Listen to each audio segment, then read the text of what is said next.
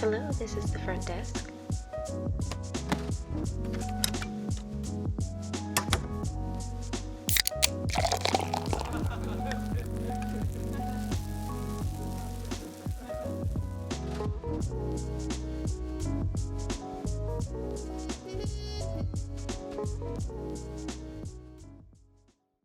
Good morning and welcome to another episode of the Crack and Backs podcast with your hosts, Dr. Terry Wyman and Dr. Spencer Barron. How you doing this morning, guys? I'm doing good, Lance. Hey, Lance. It's great to hear. So today we are joined by Dr. Tim Stark.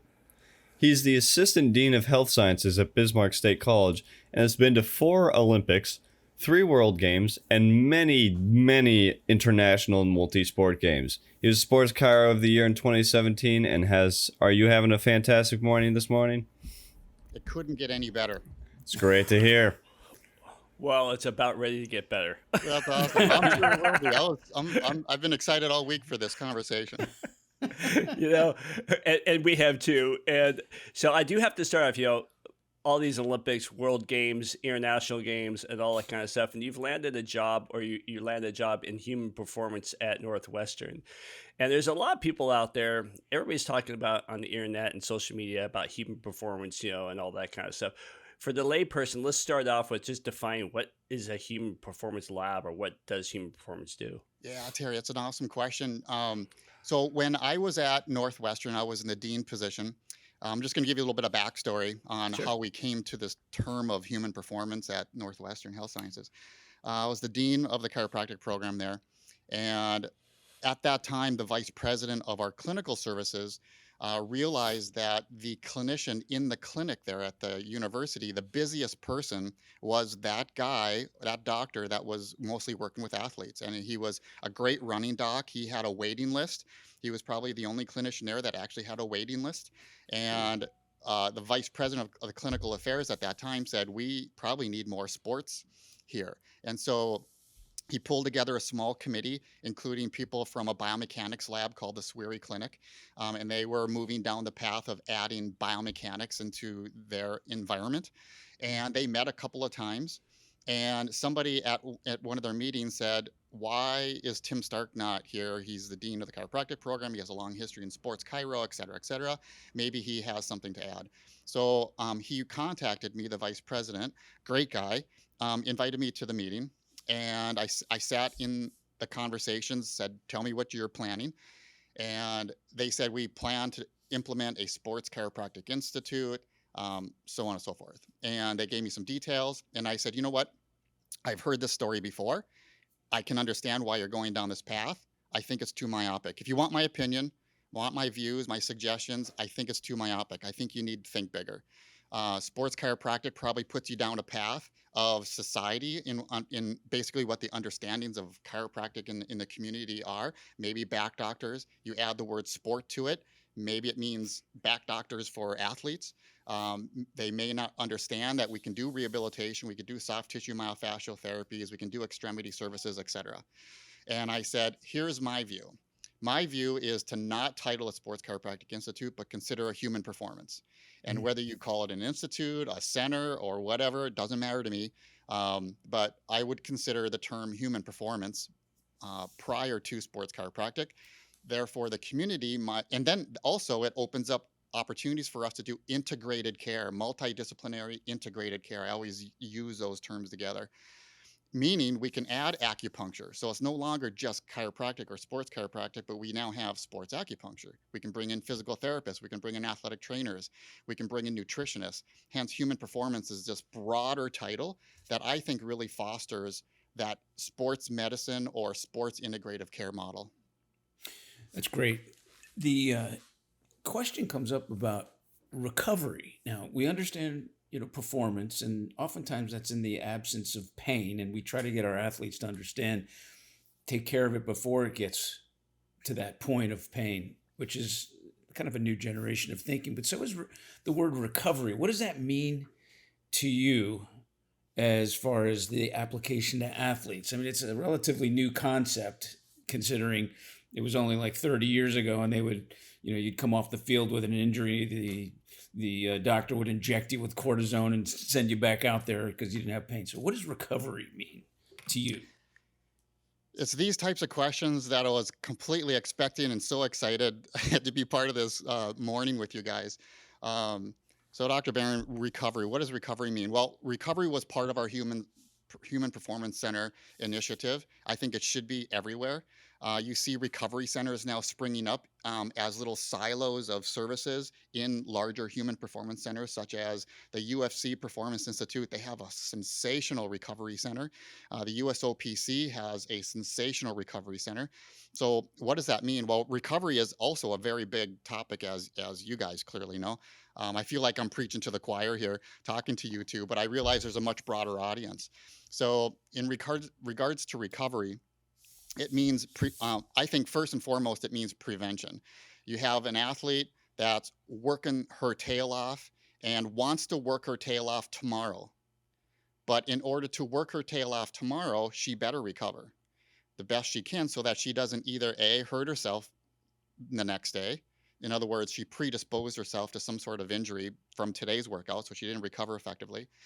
And secondly, she recovers well enough so that she can continue pushing just as hard or as smart the next day. And so, that's probably the high level description of it. So what are some of the details of it? In regards to recovery sciences, I think it's new, as you said, Dr. Barron. I think recovery sciences are new. We know nutrition plays a role in it in managing inflammation. And you guys have had some awesome nutrition presenters on your podcast. Terry told me earlier this week, maybe I should listen to the peptide podcast. And I started it yesterday, listened to about 10, 15 minutes. And when my brain blew up, I had to turn it off. I have it saved, though. I'll come back to it. I think I have to listen to it like maybe in 10-minute chunks. Or a couple of times. Yeah. What's that? You have to listen to it a couple of times and it just sinks in. Yeah, it's pretty amazing. So it's I think, we talked about what recovery probably does. I think the next largest layer is controlling inflammation. And so there is the mental component of it too. I think that's probably the next bigger layer.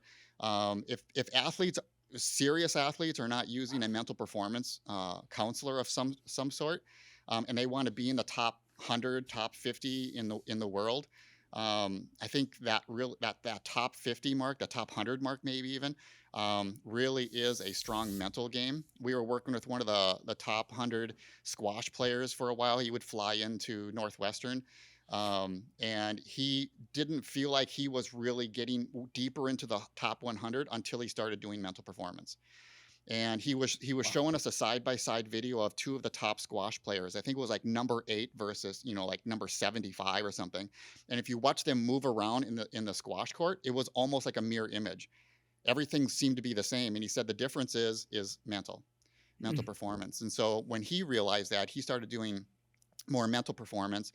And that really helped his game. Now, does that help with recovery? How can it not? We know that fatigue, there's a peripheral fatigue and a central fatigue. And that central fatigue is a lot mental. And so there's the mental component of it. We talked about nutrition. There's the physiological component of recovery. So that's where people are doing plunge baths and compression, post-event compression therapies. Like, I don't know if you're okay with me talking about any types of products. But like Normatec, we had Normatec at Northwestern. I have a set at home personally. My daughter, who's a sports massage therapist for USA Powerlifting, she can't go anywhere without it. The USA Powerlifters just love it. So there's a number of components that are clearly involved with recovery. So actually, you're embarking on a really good thing. I don't want to ask for specific recipes because sports guys usually look at everybody as a separate entity and we have applications to each. So what would be, let's take the most common, like you're a long distance runner and you come in and Dr. Stark evaluates and says, you're doing pretty good, but you could use some recovery. What would be a typical protocol for someone who may be listening that needs to understand what recovery really looks like? Yeah. That's a really good question and specific to running, and maybe not even specific to running, but specific sports. I would want to understand who their coach is. And do they have a high level coach that understands biomechanics, the loads that are being put on that body, periodization for that particular sport? Are they overloading them excessively for today's workout, and tomorrow's going to be worse, the next day is going to be worse, the next day is going to be worse? So we know that athletes can hit the wall and overtrain. So we need to make sure that whoever their coach is an effective coach. I have this conversation with athletes all the time, more in a formal clinical setting, not so much at these international games, because I'm seeing them maybe for a day or just a couple of weeks. Right. So for long term, I want to make sure that their long term coach is the appropriate intelligence. I've had really bad coaches. I was working quite a bit with volleyball when I was in private practice, and I was coaching volleyball. I used to play. I played a season of men's collegiate volleyball. I'm only 5'10", but back in the day, I used to have a pretty fat hop, and I was able to play men's volleyball, and so I was coaching it in the summer for a junior Olympic girls team. Great, very talented athletes. And then when the season started, I started seeing them more and more and more come into my office, and it was always the same. It was shoulder pain, hitting arm, whatever arm it was, and it was impingement. I go, what is going on? You guys had no problems at all this last summer. What's going on? Oh, coach went to a seminar. Coach learned a new hitting mechanism, and now he's asked us all to hit differently. And it was a short arm, 90 degrees abduction, and hitting really aggressively in this position. Not reaching really high and striking, but 90 degrees in abduction. Why? Because it was a shorter lever and they could have faster hand speed. But I said, you're forcing impingement every time you're in that position. And so I had to have a conversation with that coach. And there were other coaches I had to have conversations with, even though that they were exceptional coaches. I had on the same topic of coaching, I met with one of the leading high school dance line coaches. Believe it or not, I ran a strength conditioning company for dance line in my community when I was in full-time practice. I knew nothing about dance line, but I went to observe. I was seeing a fair number of dancers in my office. And pole dancers, that's a whole nother conversation. I actually had a strong that's Spencer's topic, so we'll is that talk Spencer's about that topic? later. Yeah, that's his. He is near Miami, right? So come on. Weirdly, I had a strong gentleman's club dancer practice. Maybe this will be edited out, but we can maybe talk about that later. But dance line's a whole different, high school, right. For sure, sanctioned, different loads on their body.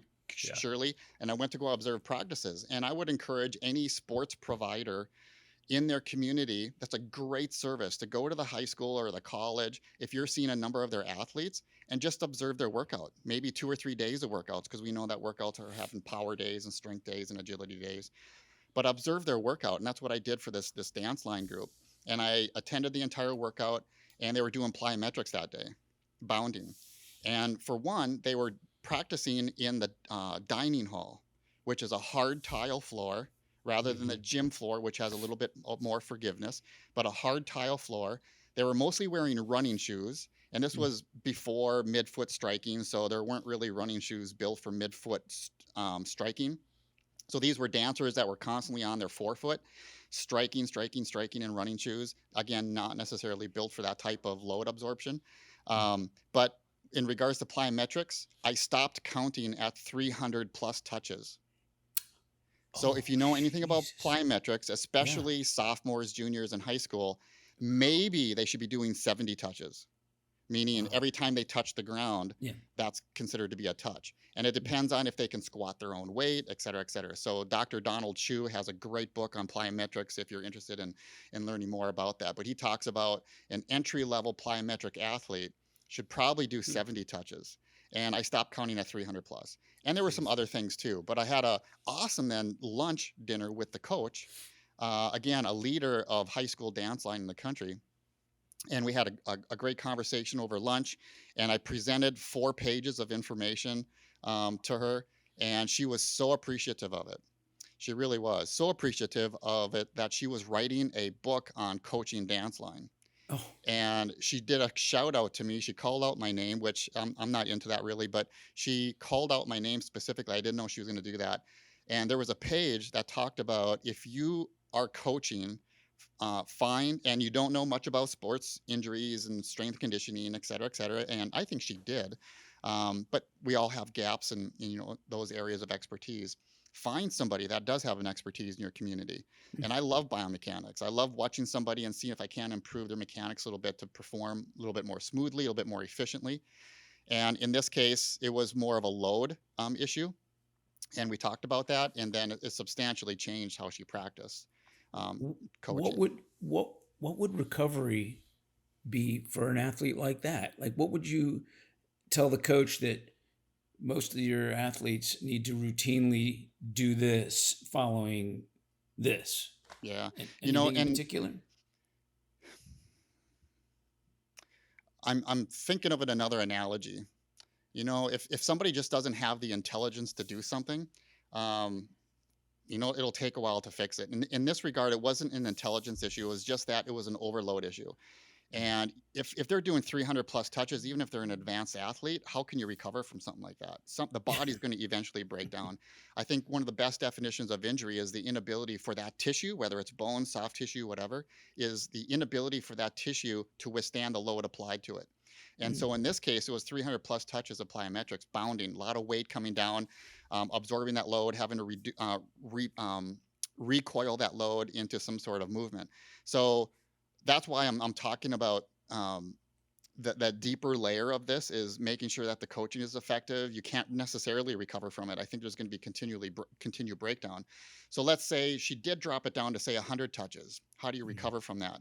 I think it's an integrative conversation. If you have an office that has multiple disciplines and skill sets, then it becomes an integrated conversation. There's a difference between integrative and integrated. And I think that integrated approach, multiple providers with different skill sets working for that athlete, that's going to be a best case scenario. So if you have a nutritionist, bring them in, have that conversation about controlling inflammation, controlling performance, a simple vitamin B complex, for example, just because of the loads on the nervous system, et cetera, et cetera. Again, I was a licensed nutritionist in North Dakota many years ago. I've got a decent foundation of nutrition, but by no means am I an expert. I lean on my brain trust, like Rob Silverman and David Seaman. When it comes to nutrition questions and those deeper layers, I'm texting those guys and saying, what do we do? Brilliant. So nutrition's a component of it. And then some sort of physiologic response as well. So whether it's cryo, there's a little bit of research for it. Saunas, I have to say it like a Finlander, sauna, because I married a Finlander, and I love saunas. And I think saunas are great for physiologic response recovery. That's great. I mean, so that was perfect. Now, most people that are listening, they understand what rehabilitation means. They think that, fractured a leg, do a bunch of things to help heal the fracture. That's rehab or physical therapy. But in your world, performance enhancement, and what would that look like also to you, to take someone who doesn't realize that, and there is no injury. I mean, they have no pain, I should say. And you want to identify weaknesses and then help them to improve their performance or performance enhancement. Unfortunately, performance enhancement sounds like a bedroom terminology, but you know what I mean by that. Different conversation, different podcast. Right on. Maybe. Maybe. Oh, that's hilarious.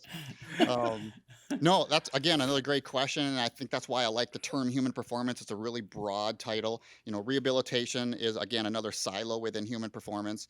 And you can look at rehabilitation from a number of perspectives. We have the term also prehabilitation. In other words, you're developing strength, flexibility, neuromotor control, et cetera, prior to a surgery. I think prehabilitation can also be used in the context of injury prevention. And I know it's a bit of a tenuous conversation or term of injury prevention. Some people believe there's no way you can prevent an injury. And I think there's probably a fair amount of evidence saying you can. if you can absorb those loads. So we talked about the definition of injury earlier, about the ability to withstand loads. If you can allow the body, create an environment, a capacity for the human frame to absorb loads in an efficient, safe manner, I think in some sense you're preventing injury. In regards to rehabilitation, I think you can do that when we consider prehabilitation. Rehabilitation after some sort of injury, or maybe even after a hard workout, right? So recovery and rehabilitation probably could be used in a similar context. So in regards to rehabilitation, though, in the traditional sense of musculoskeletal rehab, clearly everything that I just talked about with recovery also is applied, but from a context of probably rebuilding. So with recovery, there's going to be some rebuilding, but in regards to like recovering from a muscle tear or ligamentous tear, a fascial tear. So there's a nutritional component, but maybe we're using peptides more in our recovery, essential fatty acids a little bit more than we would in recovery. But that's when, again, there's those fine layers that I would probably lean on my nutritional trust, brain trust. Also, mental performance. So at Northwestern, we thought mental performance was very important. We were working with 14 different high performance teams, and one of those high performance groups was the NFL alumni Minnesota chapter. And so we partnered with the Minnesota chapter of the NFL alumni, and these were excellent patients to come in and work with our students who were trying to study sports care, because these athletes would come in after playing years of football, and both of you have seen their intake form. Their intake form, like the little person that's on there and you're supposed to draw where you hurt. Every part of the body has an X or a hash mark or whatever. And I had so many students approach me in the hallway saying, "Where do I start? Where do I start?" And what's their chief complaint? Or what's their goal? What's their purpose? And one of our Minnesota alumni that came in, I hope it's okay if I share his name. He's pretty open about us talking about what he's done for us, is Leo Lewis. So Leo Lewis was a Minnesota Viking. I'm not sure if he played for anybody else. He was on special teams and he was a wide receiver. And so he played a fair number of years with the Vikings. And he later gained a PhD in psychology. He was doing some counseling, but he emphasized mental performance. And he came in and he clearly just wanted to golf. That's it. And within 3 months, he went from barely golfing nine holes to golfing almost 2 rounds of 18. So he was very, very happy with the outcomes of the services he received from our integrated care. So I realized there were some potential HIPAA issues there, but Leo has allowed us to share his story. So Leo said, "Tim, what can I do for you guys? This is great. You helped me hit my purpose. What can I do for you guys?" And I said, first thing I thought of was money, because all academic institutions are looking for grants and money. And I said, "Well, Leo," I thought that would be an inappropriate question, so I said, "Leo, what can you bring to the party?" And he said, "Well, I have a PhD in sports psychology," I think is how he phrased it. And I said, "Perfect. We need a mental performance person. Would you mind volunteering 1 time a week, 1 time a month, sit down with our athletes that are freaking out about competing or freaking out about they were injured and now they're never going to get back to sport?" So on your point of rehabilitation, that mental performance is a really important component to it. And Leo filled that gap that we needed at Northwestern. And if I can tell one more story about the importance of mental performance, at the Rio Games in 2016, the Poly Clinic, you guys are aware of the Poly Clinic, but maybe some of the listeners aren't. The Poly Clinic at a lot of international events, the Olympics being one of them for sure, is put together by the IOC, the International Olympic Committee, via the local host. So the local host basically creates this multidisciplinary hospital. And I'm not going to say it's integrated, but I'm going to call it a multidisciplinary hospital, because they have dentistry, orthotists, optometrists, physical therapists, massage therapists, doctors of chiropractic now, thankfully, emergency medicine, etc. It's basically a hospital.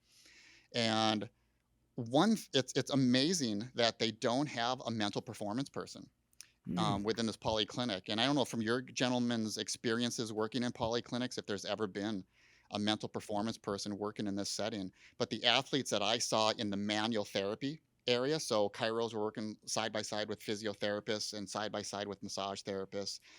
There was a doctor of osteopathology that came in. It was a great working environment. And then I tried to make it integrated, meaning, hey, physio, come on over and do, what do you think about this? I would ask them questions, not direct them, but ask them for their input. But these athletes would come in with a small little injury, like, can I practice today? And I go, let's do 50%. Can you even mentally do 50%? Can you just go through the motions? And they're like, are you sure I'm not going to hurt myself? So mentally, they were really struggling going back to their activity, because I knew I had basically 10 days before competition started.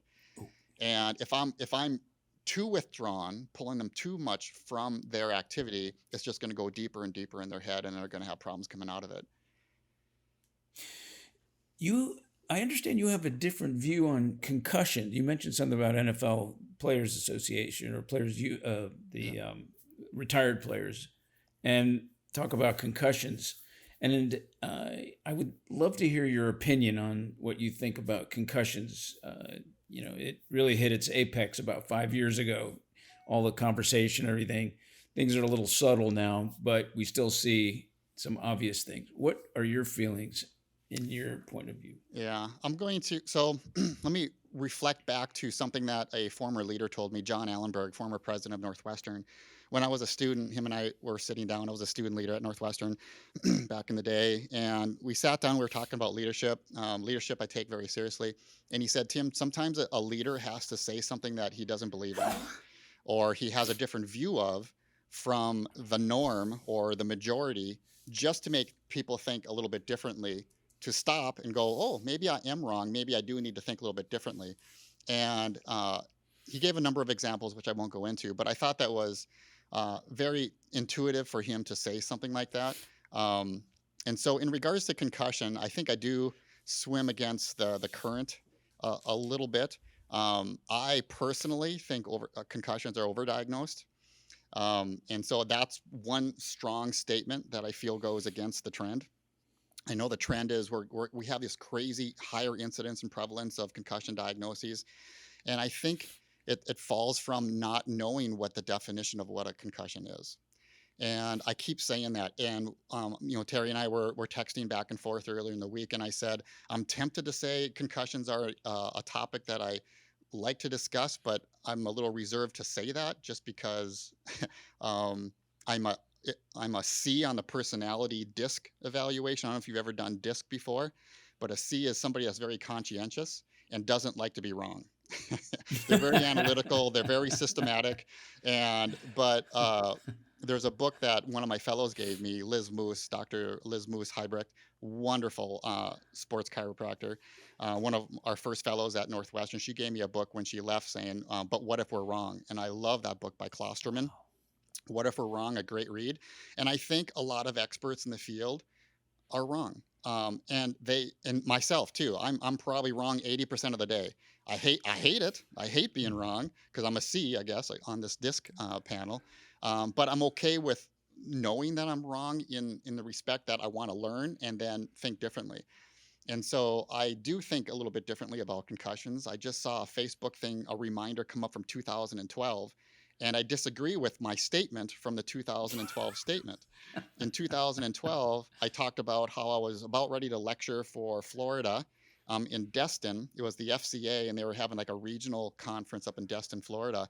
And I did a 3-hour conversation about concussions then. I'm trying to move into the sun here, so hopefully I'm not blinding That's you. okay. Hey, Tim, I want you to actually get into what is instead of bounce around it, what is your different definition of a concussion? Well, I like the International Consortium or Consensus Statement. I think it came from the SCAT-3. I can't remember the exact year, but the SCAT-3 definition is a mechanical insult to the body, not necessarily to the head, but a mechanical insult to the body resulting in physiologic responses. So it doesn't say anything about the brain rattling around the brain or in the head, because I don't know if that actually happens. I don't know if we really have evidence of that. But most recently, when I'm diagnosing a concussion on my documentation, I always include cervical spine, WAD, whiplash associated disorder. almost 100% of the time. And at least most recently, probably the last 8 years or so, I don't know if I've ever diagnosed concussion without a WAD also diagnosed in it as well. Because if I only put concussion, what is the gold standard treatment for concussion? There isn't really one. Why isn't there one? Because do we have a peer-reviewed, evidence-based definition of what a concussion is? No. I think it's hard to even assess, is there a gold standard assessment for concussion? Probably the best that we have is the SCAT-5 now. That's probably the best gold standard that we have. And maybe some people might disagree with that. But I think it's hard to assess something if we don't have a clear definition of it. If we can't effectively assess something, how do we treat it? Come up with a conclusive diagnosis and then establish a treatment for it. So I think the reason why concussion is this mysterious thing still is because we have yet to really understand what it is. And I believe and the reason why I said earlier that concussions are probably overdiagnosed is because whiplash associated disorder is probably underdiagnosed in these cases. So these athletes are being diagnosed with concussion and being told to sit out. And let's wait. Let's see what happens. Hopefully your headache goes away. Maybe your dizziness goes away. When the injury was probably more upper cervical spine or whatever, something having to do with the cervical spine, where we know there's a more clear, defined assessment for it, for whiplash-associated disorders, a more clearly defined treatment protocol, a variety of them, depending on your discipline. And if we're not treating another condition, such as whiplash-associated disorder, our other diagnosis of concussion might not ever resolve. Right. I like that because today you take your kid to a neurologist because he's got headaches, and the moment he says that, the neurologist will go, "Oh, you have a concussion," based on the history of injury and that he has headaches. But we know as chiropractors that cervicogenic headaches are often the case in your perfect example of whiplash, because wherever the head goes, the neck follows, or wherever the neck goes, the head follows. So thank you. And even with women's soccer, there was this massive movement to stop heading the ball. And there was legislation for that. And then a researcher out of Denver determined that, after legislation was put into place about not heading the ball until you're 18 and above, and they found that it was not heading the ball that caused the concussions. It was the body blows. So that reaffirms your storyline on, it doesn't necessarily have to be direct trauma to the head. So perfect. When I was lecturing on concussion years ago, there was a big movement, and it was somewhat started by a psychologist. And the psychologist basically said, we have to stop calling it a concussion. We have to start calling it mild traumatic brain injury.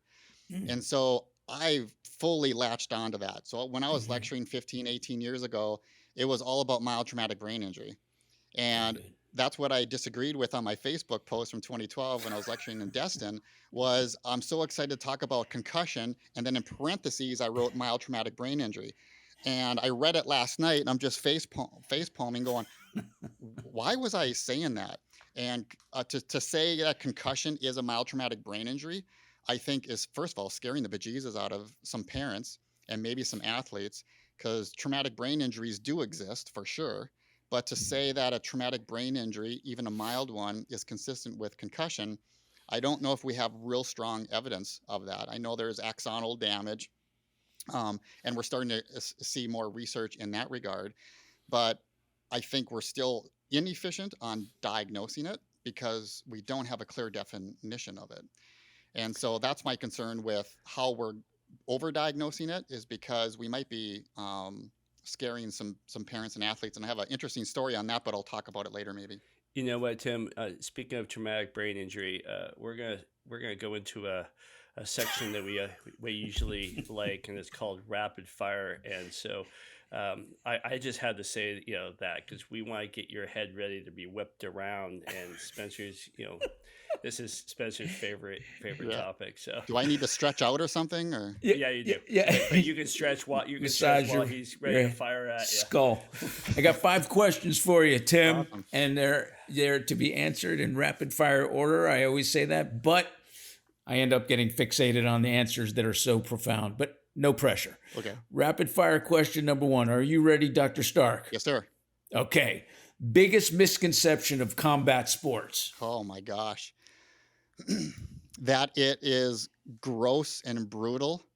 When I watch it, I see the art in it. Very nice. I truly do. And right now, that's a great question. I have goosebumps. You can't see the goosebumps. I'm wearing this bloody coat in a room that's about 90 degrees, believe it or not, here in North Dakota. But I believe there's a strong misconception from it. You know, early on when UFC was taking over, cage fighting was the term that was used a lot. There was congressional laws against cage fighting. Ooh. And, you know, there's another misconception, I think, about the small gloves, that the small gloves cause more trauma, and there isn't really evidence to that. You know, MMA uses a 4 to 6 ounce glove, where boxing is more of a 10 ounce glove.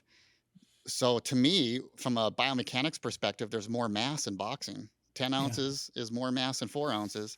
And if I'm throwing that fist just as fast, the velocity is the same as a 4 ounce glove. The definition of kinetic energy is mass times velocity squared. You know, so the kinetic energy is actually more in boxing, theoretically, or maybe from that formula, from a formula perspective, than MMA. Love the answer. Question number 2. At what point do most people give up business? They give up in business and in their health. They give up in business and in health. In their business. At what point before they reach success? You know, that's awesome. Golly, great question. And I know it's great because I got goosebumps again. I get goosebumps easy, probably. I don't know. A guy after my own heart. I'm always getting goosebumps. That's great. Well, come up to North Dakota. It'll be a different type of goosebump. Right. I must have a cold freaking heart because I never get goosebumps. No, you just have weak pili erecti. Yeah. Okay, whatever. All right. So Performance enhancement. I'm working on it. That's a great question, and here's my answer. I think they lose what their purpose was from the beginning, or they don't even have a purpose. So especially from the health perspective, I think, and I don't know if I'm going to get sued from this, and I know this now. You guys are worried about what I'm about to say, but I think our domestic public health department, I don't want to say they're completely failing us, but I think they could do better.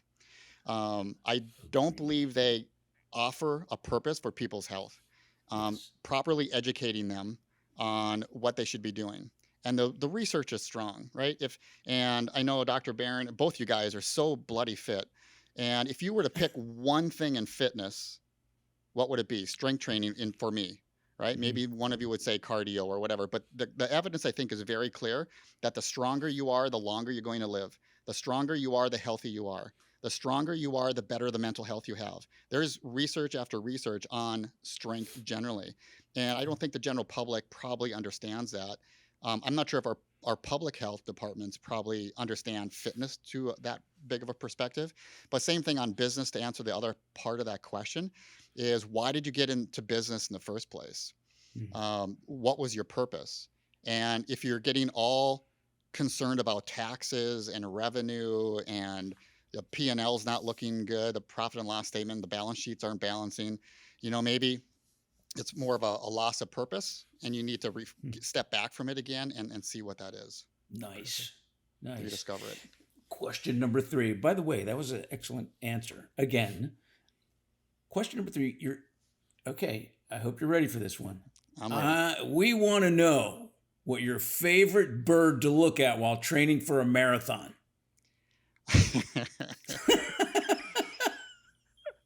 Oh man, I know what you're talking about. A magpie. So these bloody magpies. I don't know if that's the story that you're trying to drag out of me, but man, if you're training in Australia, look on the calendar for magpie season. Basically, their hatching season. I don't even know what it's called. But the quick story I'll try to give. I was just explaining this to somebody here, to my nurses, actually, my nursing staff here at Bismarck State College. I was out running. I was doing a couple half marathons, and I was training for a full marathon in Australia. and they have great running paths and walking paths. And I'm running along, same path I've always done. And about 30 yards ahead of me, a lady was walking towards me, jogging with her pram. So a pram is a baby stroller. So they call them prams in Australia. So she's jogging towards me and listening to my headphones, running. And then her eyes got bigger, and then her hands like lifted off the pram, and she like starts covering her head. And I'm thinking, I'm not that ugly. I don't know.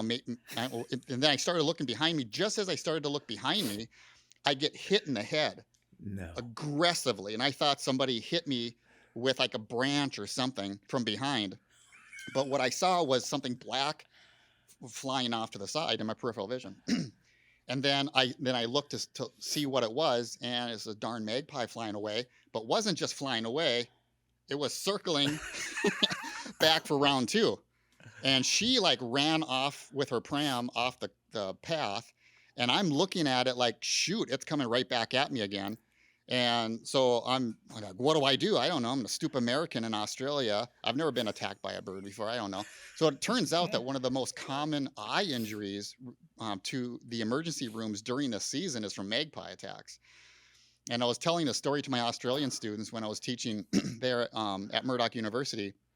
Later that week, they presented to me with an anti-magpie jogging hat. And what it was an ice cream hat.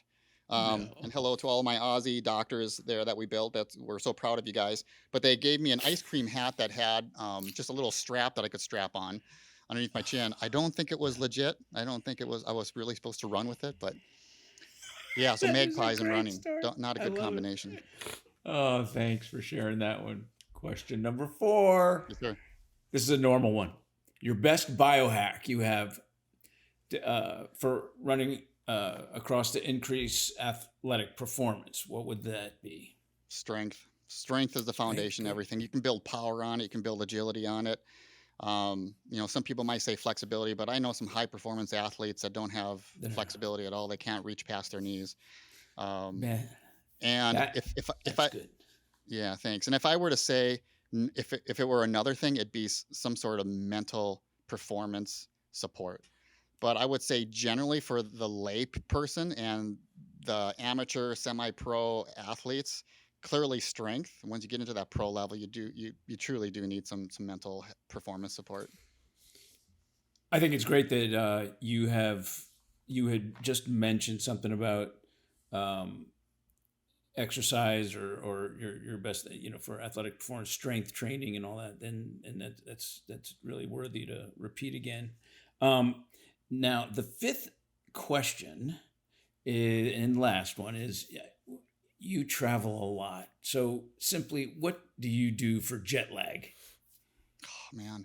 The best cure I found, and I put that in quotations, is probably go for a run. I haven't bragged much about this, but internally, I'm kind of proud that I've probably ran on most beaches of most of the continents in this country. And I think Terry's a skier. Are you a snowboarder, Terry? I'm a skier. Skier, yeah. I don't drag my knuckles. Okay, that's funny. I've skied the Swiss Alps. I've skied the Andes. Skied the Rockies.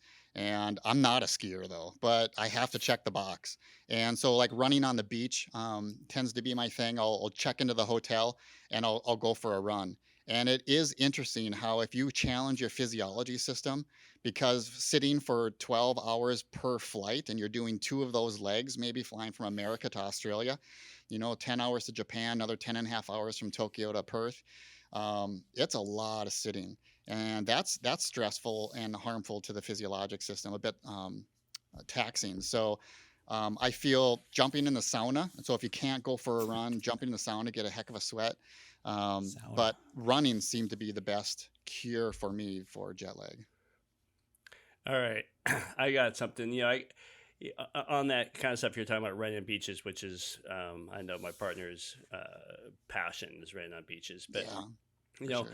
I'll go and do these retreats where I just go work on the kind of the body and the brain a little bit. I just got back from one, and I'll have friends that go, "Why are you working out so hard? You know, this is at your age a time to relax, the time to slow down and enjoy your life and lay by a pool." I mean, the idea of going to like an Aruba and laying on the beach with nothing to do would drive me bonkers, you know. And so you have a view on aging and staying strong. How, when somebody says, why are you doing this, you know, what's your answer to them? One word, sarcopenia. But the layperson doesn't know what sarcopenia is, but they probably know what osteoporosis is, Very right? And good. so we Very talk good. about osteoporosis and bone thinning, and they probably have a grandma or another family member that has osteoporosis and they're worried about hip fractures, or maybe they did have a hip fracture. So we talk about osteoporosis, and another terminology, a broader term, is osteopenia, meaning thinning. Well, that also occurs in muscles, and the term for muscle is called sarco or sarcomere. And so sarcopenia is a real thing. And again, our public health departments aren't talking about sarcopenia enough. And so that's how I explain it, is sarcopenia occurs probably at a faster, more aggressive rate than osteoporosis. I have no evidence or research to support that, but just my perception, and I believe it to my heart that that probably the case, and that's why I feel like I can push it on my family and friends, is that you need to be working on strength. Why? Because of this crazy thing called sarcopenia, and it's only going to get worse unless you start applying loads to the body. So, Dr. Stark, hold on a minute. My You don't have to raise your hand, you know. my family doctor. Yes, you have a question, Oh, sir? me, yes. My the family doctor told me to take Fosamax or the any of the bone, osteopenia drugs. What would your response be? You know, it's not wrong in that that's what that medical physician believes.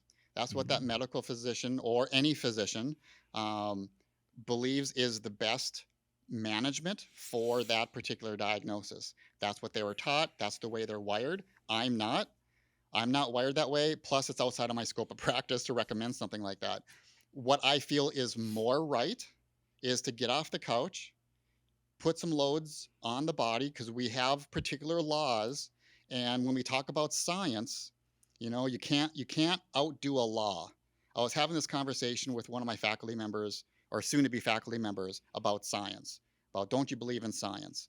Well, I believe that laws occur, and so does dogma, right? So there's a big gap from dogma to laws, and then we've got some editorial expert opinion. Then we've got hypothesis and theory. And then if a theory is tested over and over and over, and we can't prove that it's wrong, it becomes a law. So one of those laws is Wolff's Law.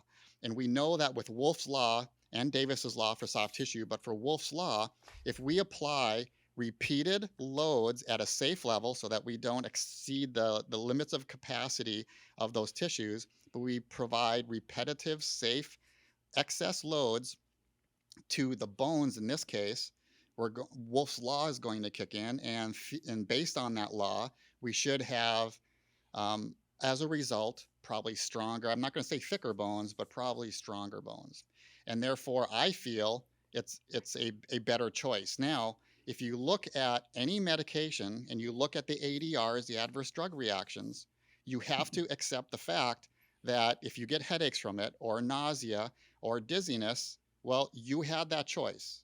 You had that choice to get off the couch and do some squats or some deadlifts. That sounds horrible to somebody who enjoys the couch watching Netflix, which I do, in small chunks. But I enjoy deadlifting too. And I sometimes deadlift heavy, but you don't have to. You don't have to work out really hard to have a result of this Wolff's Law kick in. And so what are the adverse effects of working out? Maybe I'm going to sweat, maybe I'm going to stink a little bit. But showers are a pretty good solution for that. Sometimes you might get dizzy if you're not, yes, I could get hurt as well from working out, but there are also some adverse effects from any medication you're going to take. You should be aware of them. and understand that you're making that choice. Now, I'm not discouraging anybody that's on that medication if they were prescribed that by their medical physician. They need to have this conversation with them. But also have the conversation, hey, I heard that if I exercise, that's going to help my bone density as well. Is that true? You Is know, it- oh, sorry, go ahead. yeah, along that kind of line of thinking, you know, if we're not growing, we're slowly dying, right? That's right. If you're not moving forward, you're stopping, you're ready to put. And a guy who's probably on the antithesis of everything on the medical board about what we're talking about is a guy that shows what the human performance or the human body is capable of. And that's a guy named David Goggins. Oh, yeah. And David Goggins, he'll show you what we're capable of doing. But he talks about having every morning he gets up and has a self meeting with himself. He called them self meetings. And he goes, we're always having meetings in life, and meetings. He goes, when's the last time you had one with yourself and planned out your day? So he gets up in the morning and has a self meeting. What is some of the rituals you go through for personal growth? Good grief, that's a deep question. Yeah, I guess I have to consider, where do I want to grow? Do I want to grow in my physical capacity? If so, I need to audit, self-assess what I'm doing physically. Do I need to get on the Concept 2 rower and row more, or am I sufficient with just doing some deadlifts? And other resistant types of exercise. In regards to personal growth psychologically, managing stress is a sincere issue. Mental health is a huge topic in the USA. It's worldwide, surely, a serious issue. And so, that's probably where I have the greatest struggle, because I don't have the skill set for it to manage the mental health and the strains that occur on a day-to-day basis working in academia, for one. But also, there's maybe some family stresses, maybe some stresses that I induce on myself because I feel like I should be doing something or doing something better, and I'm not, because I'm that C type of person. So from a physical perspective and mental perspective, there's those types of concepts. I don't read a lot, and I should read more, but there's some books that I've read about starting with the why, or Start with Why, by Simon Sinek. It was very helpful for me to understand business. So like growing as a business person, and also just as a conversationalist, especially when I'm consulting students or consulting faculty. There was a student that was having some concerns here on campus. We dismissed that student, unfortunately, because there were some professional things that were concerning. And my question to that person would have been, what's your purpose? Why did you join this particular health science discipline? There had to have been a reason.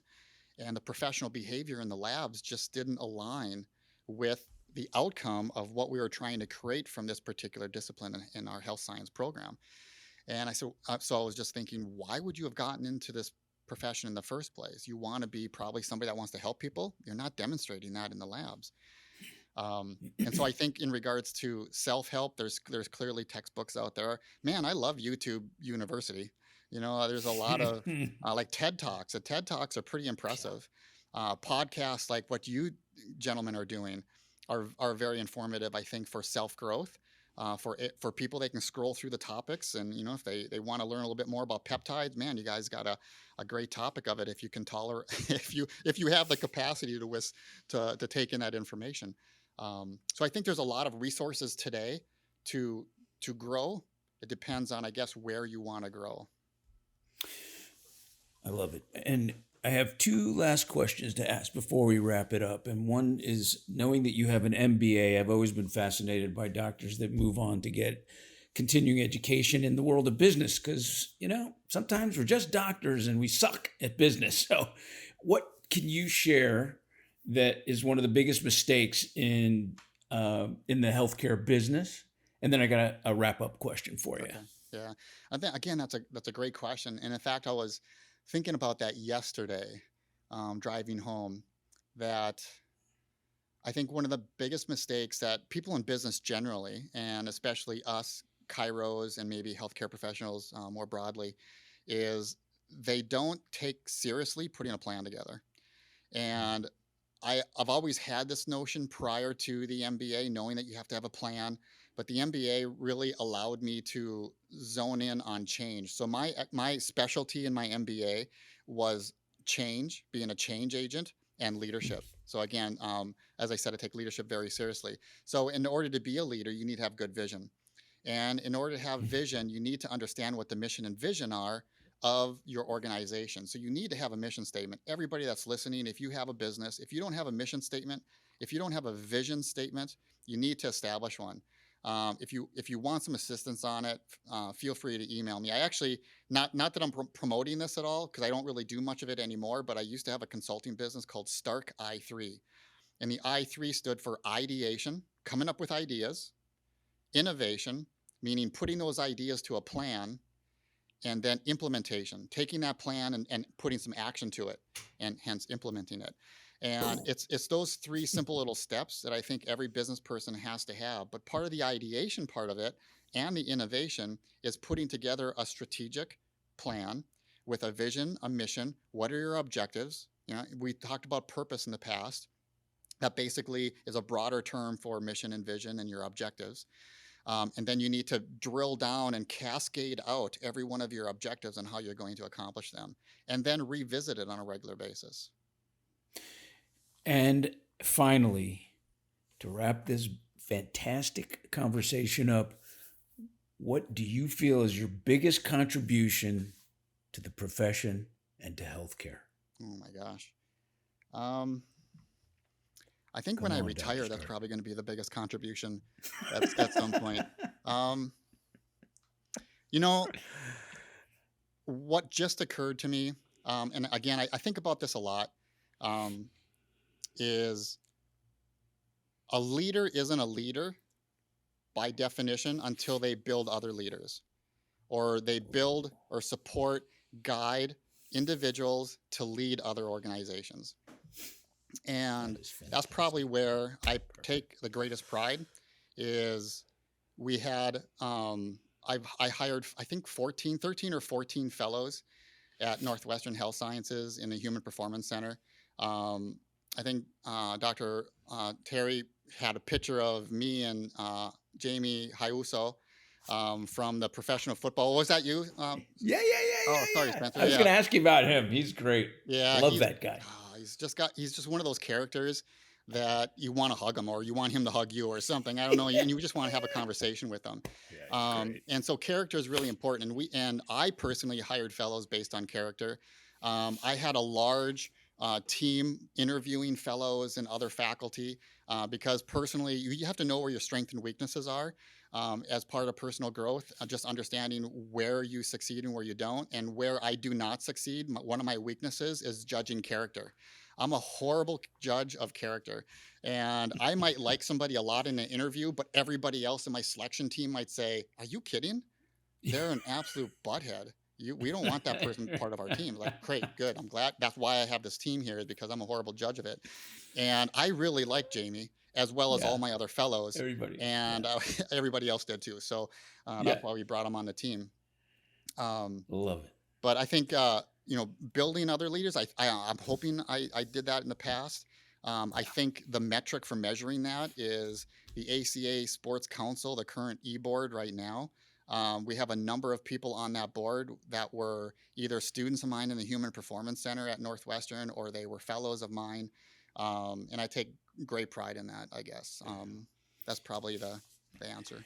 That's probably one of the best answers you could give is to create other leaders, and that's your legacy. And I've been hearing your name even before I met you and knew you, and you've been, and Dr. Ayuso talks about how great you are. I mean, it just goes on, and you're such an asset to the profession. So thank you for today. Thank you. Well, thank you very much, buddy. I appreciate your time, and I know you're a busy man, but thank you for your time and everything you do for the profession. You're one of the good ones. You gentlemen.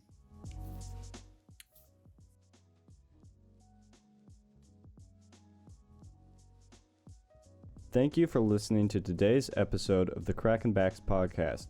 We hope you enjoyed, and make sure you follow our Instagram at Kraken Backs Podcast. Catch new episodes every Monday. See you next time.